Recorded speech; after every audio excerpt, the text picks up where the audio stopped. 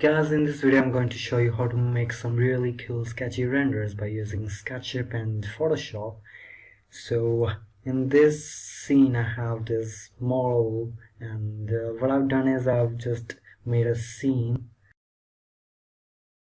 You can actually create scenes by going to the View tab and then to the Animation and Add Scene to add these scenes. So what another thing you notice is I got this style quite changed. So you can actually change styles by going to styles. Just hit the B key from keyboard and go to styles. So here you got this hidden line style that I've just chosen for this model. So what I want to do is I want to export this this view. So to do that I'll go to file and export and then to the 2D graphic, and I'm going to save it as JPEG image. Just name it as 1. So you can go to the options to actually change the size of the image you want to be exporting and actually the quality. So I'll just hit OK and export to export the image. So what I want to do is I want to open this image by Adobe Photoshop. The import is as the background image that is called log now. So actually to turn it into the layer, I can actually double click on it and just add a name if I want to. Just click OK. So what I want to do now is make a duplicate of this layer by right clicking on it and then click on duplicate layer. Just name it whatever you want. And now I will actually inverse the color of this image by pressing Ctrl I to actually inverse the color from white to black. So here we are with this image. Or what you can do is you can actually go to the image and to the adjustments and invert the color just like this. So here we got this image. So I'm going to be playing with these blend modes a lot, and if you're accustomed to using Photoshop you'll know how they work. But every time you must be surprised of the effects you get from using some different blend modes to different images, different colors of course. So in this I'll be using color burn. So if you just click on color burn by choosing this inverted black layer, you'll get this sort of a sketchy effect that's quite cool. Or you can just try some different effects too.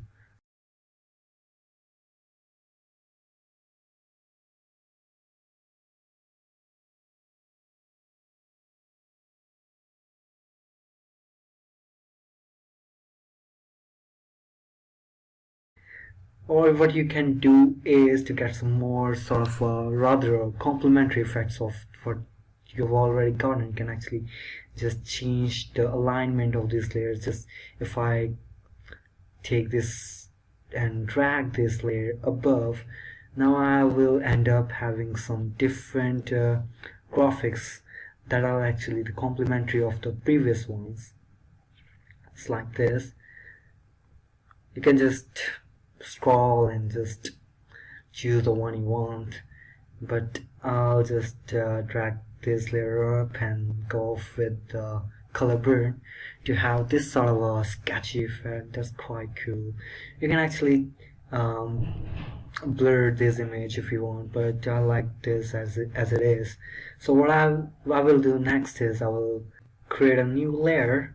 And what I want to do is I want to fill this layer. You can actually either use a paint bucket or the fill tool. You can just press shift plus backspace to have this option there. So you can actually fill the whole layer. Just choose whatever the color you want. I want to pick this color. So just click on OK to have this filled with this color. So what next I want to do is I want to actually multiply this layer with the set of layers I got underneath them. So if you just multiply, you can actually see the other layers that are beneath this layer. The next thing to do is to actually erase the mid portion of this layer. You can actually click on E, or rather press the E key from keyboard, and I'm using this soft eraser tool. So I will just erase this from the middle, just like this, to have more of the white portion from this middle part, I will actually decrease the size and erase this again, just where I actually want. You can try some more things. You can actually try and add some color to the sky by doing the same thing. You can just create a new layer, just make some blue color and just multiply that to these layers. So next thing to do is actually to combine these layers, to actually merge these layers. Just select these layers, just click on one and press the shift key or rather control key to select the other layer. Right click on it and click on merge layers to merge these layers like this. So what next I would do is I would actually select the portion where I want the glass. So to select this I will use this magic wand tool from here, this magic wand tool, to actually do this more effectively. So wherever I click, wherever in the white portion right here, we select it whole, and I will press the shift key to add more selections to this, and it's like wherever I want the glass I can just select that. I want glass right here too, just select it whole and little portions out there. So I've selected whole now, so I will right click on this and go to layer by copy. So what I've done is I've made a copy of all this glass. So let me just undo this by hitting Ctrl Z.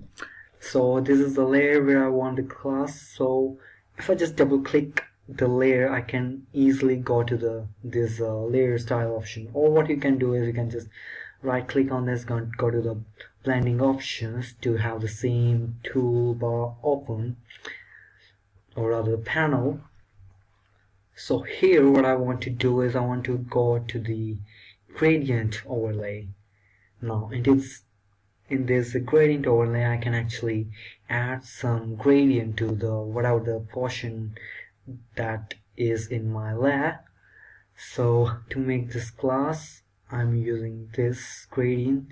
You can actually change this bluish color, but this is sort of a quite good. So I'll just press OK. Maybe I will just make some change to the gradient. Just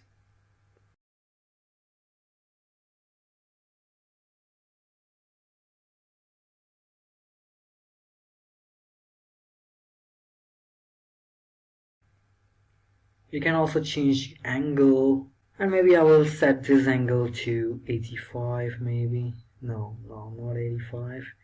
Maybe 95. Yeah, that sounds good. So I can see some blue right here too. So I'll just press OK. So here you got a gradient that highlights the glass from this portion of layers. So I'll just adjust the opacity to actually make it more sort of a complementary to the other color that is grayish. Just give this 75 maybe. Yeah, that's pretty good. So you can sort of add more details, rather play with this scene as per you want. Just add more different layers and some different colors, some different details. If you like this video, you can hit the like button below the video, or you can subscribe to our channel.